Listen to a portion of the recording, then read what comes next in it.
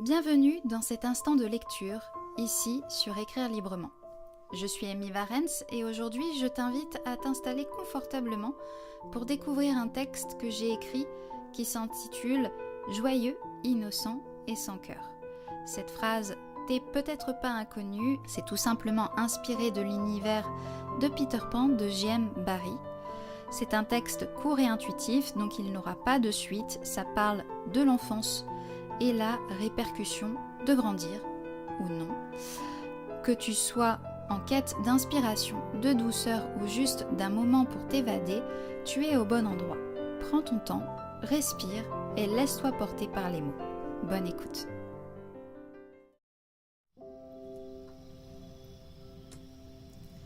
Éclairé par la seule lumière des étoiles, Peter Pan fixait depuis le ciel la demeure des Darlings. Son regard semblait vidé de toute émotion. Pourtant, quelque chose de plus fort que lui-même le forçait à réfléchir à une vitesse prodigieuse. Il ne parvenait pas à mettre de l'ordre dans ses pensées. Peter n'avait pas pour habitude d'être troublé. Il ignorait même ce que c'était. Pourtant, il avait l'occasion de vivre 1001 aventures que de nombreux enfants à travers le monde peuvent lui envier. Cependant, il lui était refusé d'éprouver la sensation d'être entouré d'une famille, du baiser d'une mère sur son front, les étreintes des frères et sœurs ou encore le sourire fier d'un père. Ainsi, il avait choisi son existence, celle d'un enfant qui ne grandira jamais. Malgré lui, ses mains se crispèrent sur la barre du bateau. Il en oubliait presque qu'il était dans le ciel, capitaine du Jolly Roger, et les garçons perdus comme équipage. Depuis sa chambre, Wendy murmurait des mots inaudibles pour lui. Mais ils résonnèrent jusque dans sa tête, telle une promesse symbolique d'un adieu mélangé à un soupçon d'espoir, bien caché au fond de son cœur de jeune fille. « Je croirai toujours en toi, Peter Pan. » Peter ferma ses paupières un instant, se laissant porter par le poids de ses mots. Une brise de vent s'engouffra sur la coque du bateau. Il prit une grande inspiration, puis expira l'air de ses poumons. Lorsqu'il rouvrit les yeux, ses prunelles noisettes se tournèrent vers les grands mâts recouverts de poussière de fée. Un sourire s'étira sur son visage, un sourire qui laissait transparaître toute sa malice et sa gaieté. Puis, l'étintement caractéristique de la fée Clochette lui fit baisser les yeux vers elle. Elle était assise sur l'une des poignées de la barre du bateau.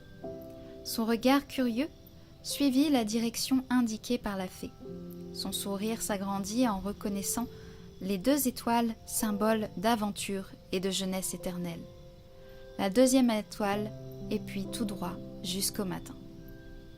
L'enfant capta le message de Clochette. Il acquiesça d'un léger mouvement de tête. Il réajusta son chapeau de pirate sur sa tête avant de se tourner vers les enfants perdus.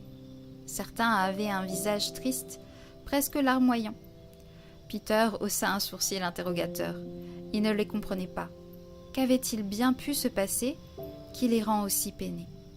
Pan haussa les épaules de façon nonchalante, bien décidé de passer outre leur ressentiment morose. « Toute voile dehors, les amis, il est temps de retourner au pays imaginaire. » À l'évocation du nom de cette île merveilleuse, les enfants perdus s'exclamèrent, sans ménager leurs enthousiasmes. Leurs cris de joie comblèrent le cœur de Pan d'une fierté non dissimulée. Il bomba son torse, tout en réajustant son long manteau rouge bordeaux qui lui confère une allure noble. Il baissa ses prunelles noisettes vers la petite fée qui était toujours à ses côtés. D'un hochement de tête, il lui fit comprendre son approbation. Alors que les enfants perdus s'évertuaient à lever l'ancre imaginaire, Clochette effectua le tour du bateau afin d'ajuster sa poussière de fée. Gentiment, le bateau se mit à bouger dans les airs. Peter fit tourner la barre pour leur faire emprunter la direction de la 2e étoile. cette dernière s'écarta sur leur chemin. Puis, entouré par une force inconnue, le bateau fut projeté tout droit jusqu'au matin. Ils se posèrent sur une mer étoilée.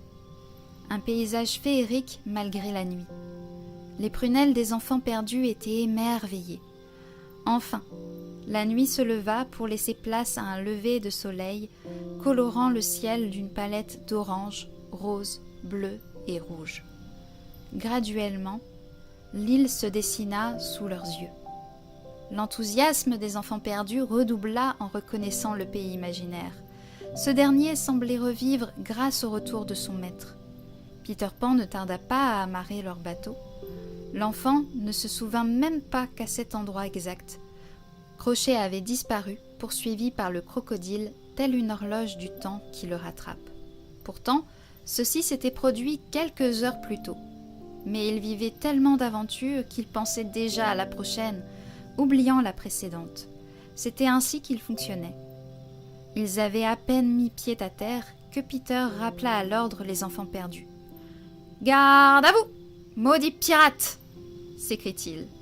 Au son de sa voix, les enfants s'alignèrent tels de vrais petits soldats. Clochette se posa sur la branche d'un arbre pour disposer d'une vue d'ensemble sur ce qui va prochainement se produire. Pan laissa tomber son costume de capitaine pirate, lassé de l'avoir sur le dos. Une expression enjouée se dessina sur son visage enfantin.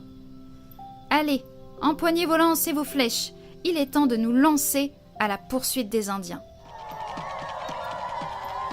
Les enfants perdus acquiescèrent en un cri de guerre. Ils reproduisaient les sons caractéristiques des Indiens, tous en se faufilant à travers la jungle en direction de l'arbre du pendu. Peter s'apprêta à courir à leur côté. Cependant, pour une raison qu'il ignore, il se tourna face à l'océan. L'eau était immobile. Le soleil perçait l'horizon tout en déposant la chaleur de ses rayons sur l'île comme pour la réchauffer. Ses prunelles fixèrent les deux étoiles constamment présentes malgré le bleu du ciel. Peter haussa un sourcil. Qu'était-il venu faire dans l'autre monde? Qu'y avait-il laissé là-bas? Il avait beau essayer de s'en souvenir, l'enfant ne parvint pas à joindre les réponses à ses questions. Puis, Pan se retourna sans un autre regard, s'envolant à la suite des enfants perdus. Clochette le suivit, l'entourant de sa poussière de fée. Ils échangèrent un sourire complice. Ils étaient prêts à entamer une nouvelle aventure. Il est tout naturel pour lui d'agir ainsi, n'étant en aucun cas confronté aux sentiments des adultes et à l'emprise du temps. Cela, Wendy l'avait bien compris. Elle avait conscience qu'elle ne pouvait aller contre la fatalité. Il était destiné à l'oublier, lui laissant simplement les souvenirs délicieux de leurs aventures. Après tout, ce qui troublerait un adulte n'inquiétera jamais un enfant. Merci d'avoir partagé ce moment de lecture avec moi. Si tu veux lire ce texte ou le revoir, le lien vers l'article est en barre de description. Tu y trouveras également sur mon blog d'autres textes, des conseils d'écriture et quelques petites surprises. Et si cet extrait t'a plu, n'hésite pas à t'abonner à la chaîne pour ne rien manquer des prochaines lectures et épisodes du podcast. D'ici là, continue de laisser parler ton imagination. À très bientôt.